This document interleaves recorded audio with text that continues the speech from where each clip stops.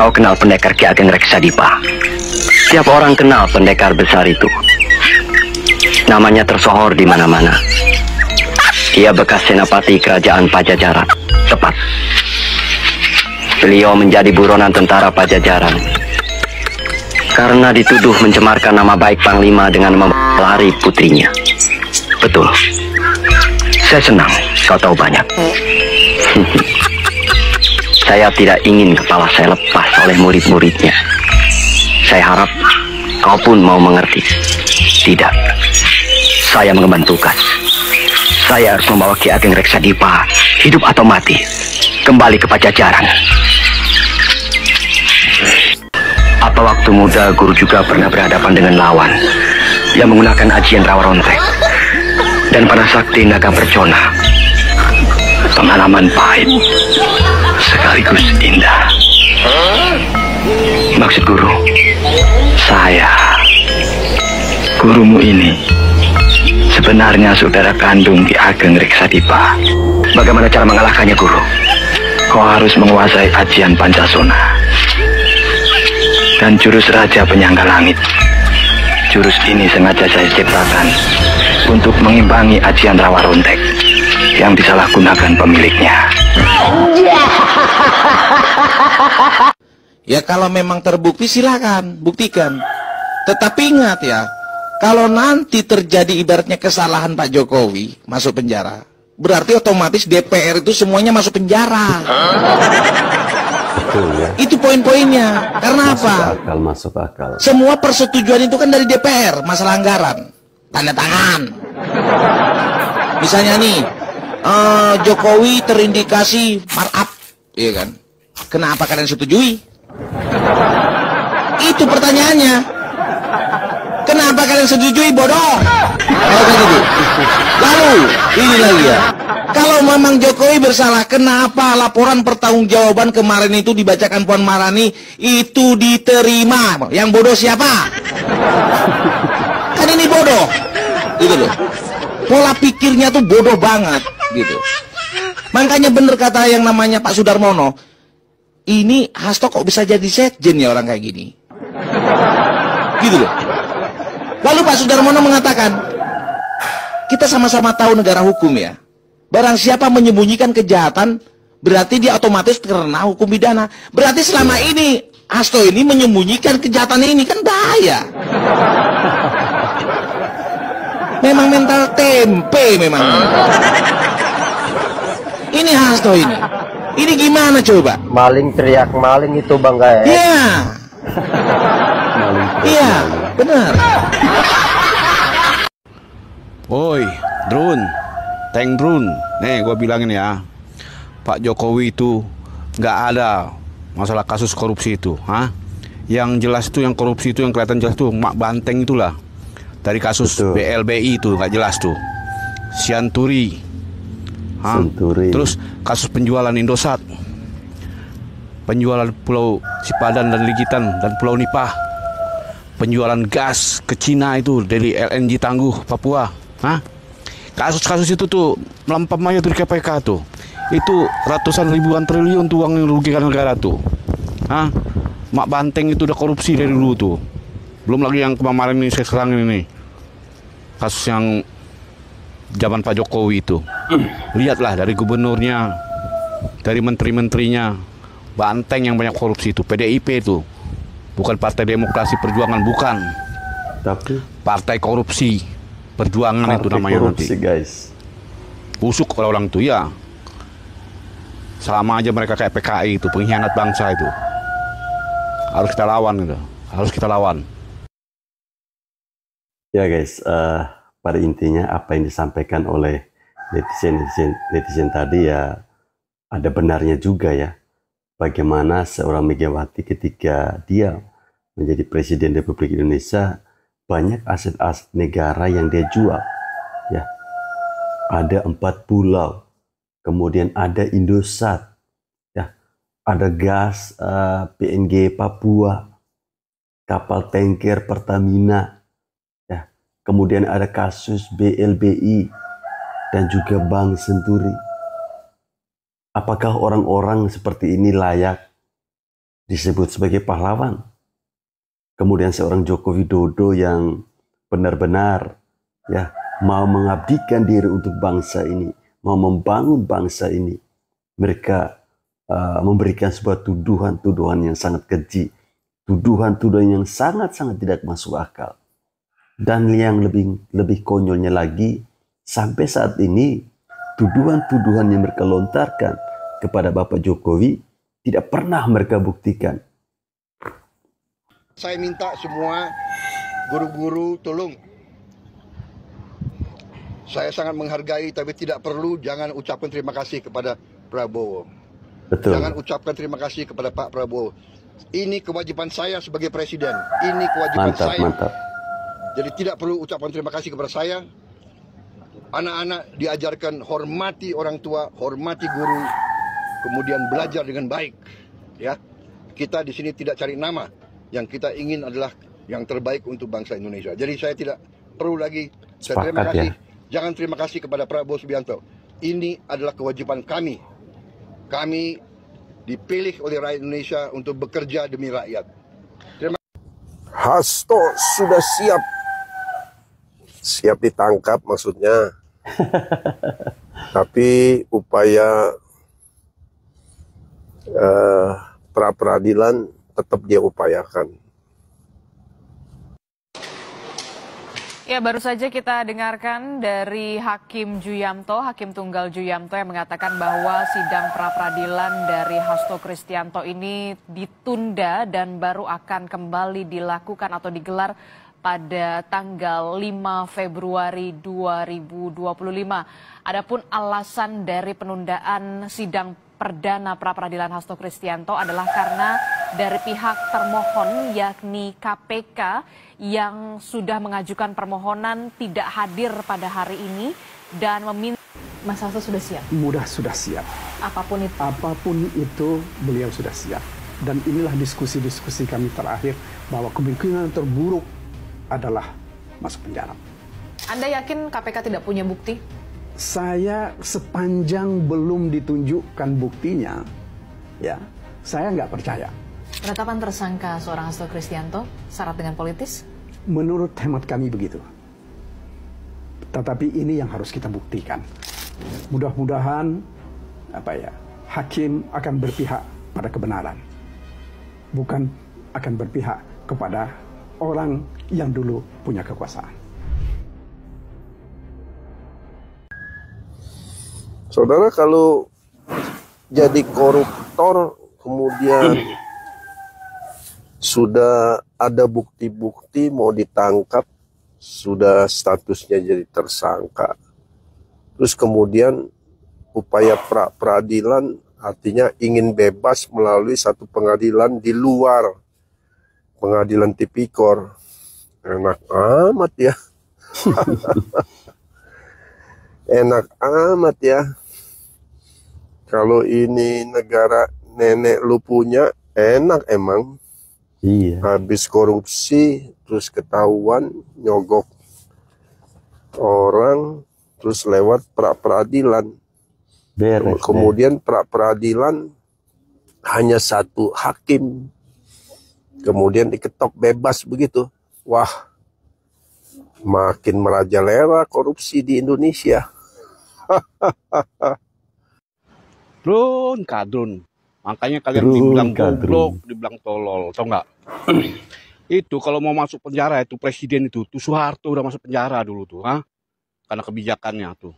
Megawati apalagi yang menjual Indosat, menjual pulau-pulau, mengampuni utang-utang orang BLBI.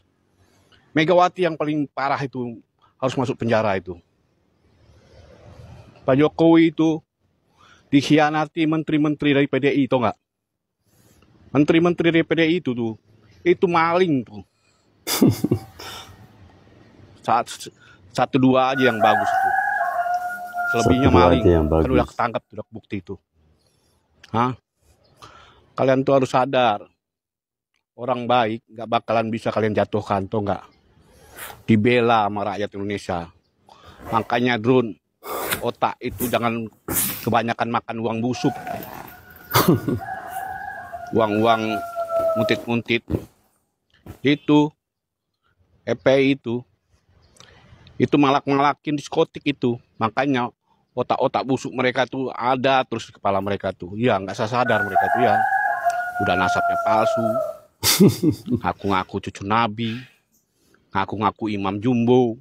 Imam Jumbo. Ngaku-ngaku juga Imam Mahdi. Kan goblok itu. Ada dua golongan pembenci Jokowi. Yang pertama pembenci dari kelompok anak abah. Kalian paham ya, namanya kelompok anak abah ini tidak pernah suka sama Jokowi sejak dulu.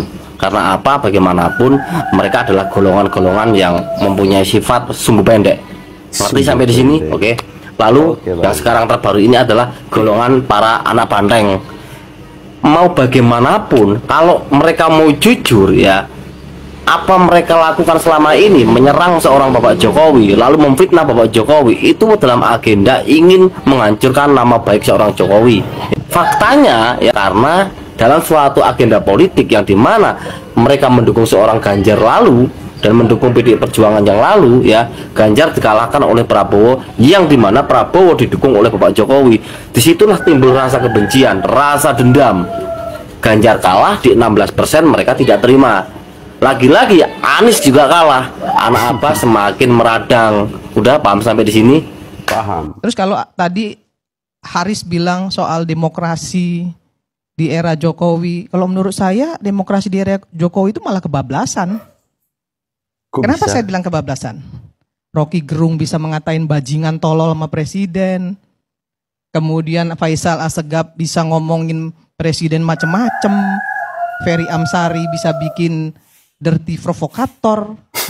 Kemudian apa namanya? Aduh, kalau dipidana zaman Soeharto lebih parah lagi. Zaman SBY teman saya Ferry Juliantono juga di penjara. Jadi nggak usah terlalu cengeng juga lah jadi aktivis.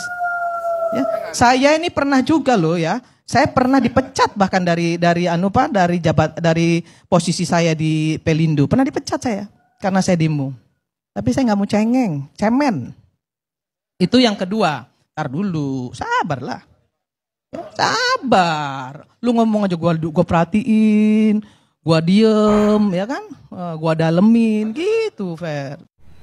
Yang saya bingung itu dari sekian banyaknya tuduhan ke Pak Jokowi, satu pun belum ada yang terbukti. Ya, saya juga bingung Pak, beneran. Nggak tahu ya, karena selama itu ya, selama dituduh pun sama anak-anak abah yang dulu-dulu, anak-anak Rizik ya, lalu yang tidak suka dengan Jokowi saat ini, tuduhan itu banyak sekali, nggak ada yang terbukti. Kita kalau mau relay kita ngomongin ke ranah hukumnya, bahkan memanggil seorang Jokowi ya yang dituduh korupsi yang nggak pernah ya. Ada pemeriksaan kepada Bapak Jokowi yang nggak pernah. Orang baik dituduh, ya mungkin baik untuk kita ya, benar, tapi belum tentu baik untuk orang-orang pembenci Jokowi. Mau sebaik apapun Jokowi melakukan, mau sebaik apapun Jokowi berbuat, itu di mata mereka itu cuman adanya kebencian ya. Itulah kasihannya orang yang asupan otaknya itu kurang mendapatkan asupan yang baik ya, seperti itu Pak. Kita sepakat Pak, kita juga bingung. Saya bingung, banyak orang juga bingung. Tapi ya faktanya gitu, lebih bingung lagi. Pembenci Jokowi ini rata-rata ya, mohon maaf, nggak ada otak. Rata-rata pembenci Jokowi ini nggak ada otak. Ngeri sekali ya. Ya saya tertarik dengan sebuah komentar ini ya, dalam sebuah tulisan ini bahwa dia katakan begini, yang saya bingung, dari sekian banyak tuduhan ke Pak Jokowi, satu pun belum ada yang terbukti. Gimana mau terbukti?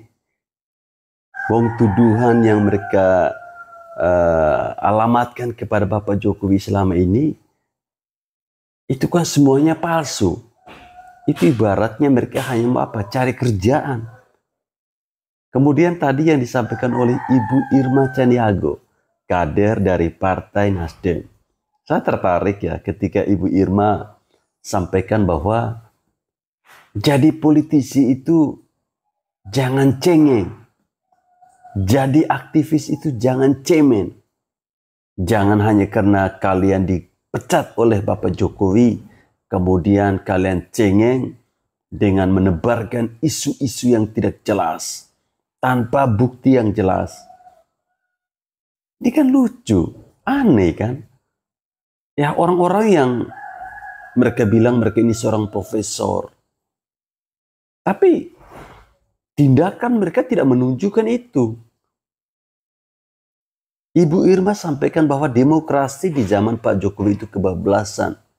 Ya betul, saya sepakat.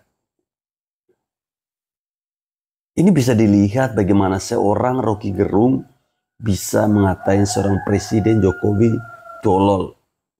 Ya, itu hanya di zaman Pak Jokowi. Coba teman-teman bayangkan saja kalau di zamannya SBY dulu, atau di zamannya Soeharto, habis tuh Rocky Gerung. Habis tuh orang-orang yang selama ini mencaci maki presiden. Apalagi si Imam Jumbo itu. Habis mereka. Saudara, saya sudah sering katakan bahwa nama baik itu mencari jalannya sendiri. Ketika karakter dibangun melalui kerja. Betapa luar biasanya PDIP ingin menjatuhkan nama seorang bernama Joko Widodo. 22 tahun mengabdi bagi bangsa ini. Jadi wali kota 2 periode, gubernur 1 periode, presiden 2 periode. Saudara, hari ini kita melihat Jokowi direbutkan oleh partai besar sekelas Golkar dan Gerindra. Partai Gerindra mungkin atau bagaimana? Mau masuk ke partai kalau Gerindra terbuka. Tapi kita Gerindra terbuka ya. Saudara bisa perhatikan betapa karpet merah diberikan kepada seorang bernama Jokowi. Saudara, betapa ini sangat menyakitkan bagi jiwa yang picik seperti Megawati, Hasto, dan elit PDIP kebanyakan, dan para pembenci di bangsa ini, di negeri ini.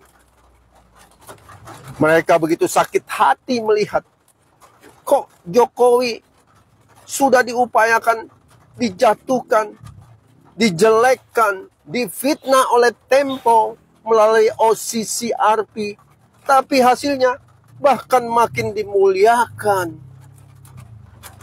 Apa yang terjadi? Saudara, baik Anda itu pembenci, baik itu Anda pengagum, atau mungkin Anda netral, ya, menjadi bagian society bangsa Indonesia. Ada satu hal yang kita harus ingat. Tidak mungkin seseorang itu difitnah, dicemoohkan, dijelekkan namanya agar jatuh dan dia meninggikan dirinya. Tidak mungkin. Tidak mungkin itu terjadi. Kita tahu dunia ini berjalan sudah ribuan tahun. Ya, society kita ini dibangun ratusan tahun.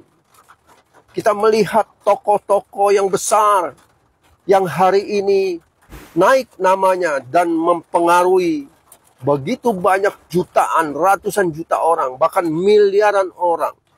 Dan mereka bukanlah jenis orang yang menjatuhkan nama baik orang. Sejenis kelompok PDIP dan kelompok para haters dan majalah Tempo. Saya bisa katakan, dan saya tidak ragu mengatakan, Tempo tamat riwayatnya. Dulu saya masih baca majalah Tempo, layak dibeli, ya. Tapi hari ini Tempo yang saat ini dengan biaya 60.000 perak, lebih baik saya makan, kasih orang makan bakmi semangkok ditambah es jeruk, bayarin orang, ketimbang saya baca majalah Tempo. Sama dengan PDIP, tidak layak didengar. Para politisi, para cendekiawan, budayawan, apapun jabatan kalian, bahkan seorang politisi, tidak layak kita dengar kalau dia masih menjelekkan nama baik Bapak Jokowi. Saya bukanlah Ternak Mulyono, saya seorang pengusaha yang melihat ketidakbenaran ini dan harus diberitahu kepada masyarakat kita. Jangan percaya mulut pembohong. Akhirnya nama baik mencari jalannya sendiri. Kita melihat, dan jangan kaget kalian bahwa Jokowi akan dilamar, dipinang. Masalahnya Pak Jokowi tidak kemaruk, tidak nafsu kekuasaan. Dia sedang berpikir, untuk apa saya jadi ketua umum sebuah partai? Apa tujuan selanjutnya? Tentunya untuk membangun sebuah bangsa yang besar. Sebagai Indonesia ini supaya makin besar dan menyongsong Indonesia Emas 2045. Tentunya dengan tujuan itu, bukan tujuan pribadi. Ya, seperti seorang nenek-nenek tua itu, bukan. Ini bukan target sebuah partai. Ini target sebuah bangsa menuju cita-citanya yang besar. Semoga kita belajar dari kejadian. God bless you all the best. Prabowo, hati-hati dengan Menteri Jokowi, Menteri oligarki di dalam. Assalamualaikum. Waalaikumsalam. Yang muncul orang ini terus. Orang ini kalau belum terkena musibah ya masih eksis berkuar-kuar terus. Saya tidur, janganlah berusaha memecah belah Presiden Jokowi dan mantan Presiden Jokowi dan Presiden Prabowo. Anda mengatakan janganlah menterinya Prabowo, ada sebagian bekas menterinya Pak Jokowi karena oligarki. Yang kamu bilang oligarki terus. Bagi saya oligarki itu orang Cina, orang Yaman, orang manapun tidak penting. Yang penting orang itu ada kontribusi buat negara dan bangsa. Anda sendiri orang Indonesia, kontribusinya apa? Buat gaduh kemana-mana. Kalau Anda keluar-keluar di mana-mana, mengaku oligarki, ngomong oligarki, keluar-keluar mencari bangku di mana, kalau tidak ada cuan tidak mungkin. Yang kamu bilang itu rakyat mana? Rakyat yang mana? Terus Anda itu membenci Pak Jokowi sampai semedemikian rupa. Apa salah Pak Jokowi terhadap Anda? Sampai sekarang pun Pak Jokowi sudah tidak menjabat. Kamu sangkut-sangkutan terus. Ingat, berbuatlah baik sebelum ajal tiba. Salam. Para pembenci Jokowi ini selalu mengatakan perihal demokrasi yang dilukai, demokrasi yang dikhianati. Ya, menurut saya demokrasi di zamannya Bapak Jokowi ini memang kebablasan. Paham nggak? Ya, kalau di zaman Soeharto ada orang yang menggiring opini, ada orang yang menghina presiden, memfitnah presiden, selesai, ya, nggak nunggu waktu lama, hilang kamu. Tapi di zamannya Bapak Jokowi, seorang presiden dengan mudahnya difitnah, dihina di media sosial, dikata-katain, sebebas itu. Nah, ini yang dinamakan demokrasi yang kebablasan. Untuk para rakyat Indonesia yang kebanyakan orang-orang yang menghina seorang Jokowi ini nggak tahu diri dan tidak tahu diuntung. Coba aja kamu kembali di masa lampau yang ada di mana Bapak Soeharto menjabat, selesai kamu. Jadi nggak usah banyak omong.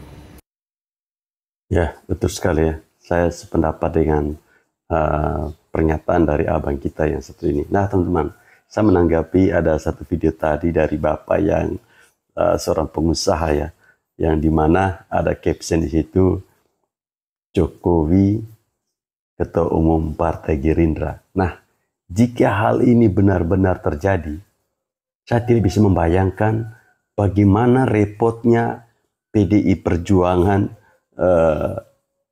melihat hal ini ya. Saat ini saja Bapak Jokowi bukan siapa-siapa. Bapak Jokowi hanyalah seorang rakyat biasa, hanyalah seorang mantan presiden. PDI Perjuangan sudah linglung menghadapi Bapak Jokowi. Apalagi kalau suatu saat nanti Bapak Jokowi benar-benar memimpin sebuah partai. Dan partai itu partai besar.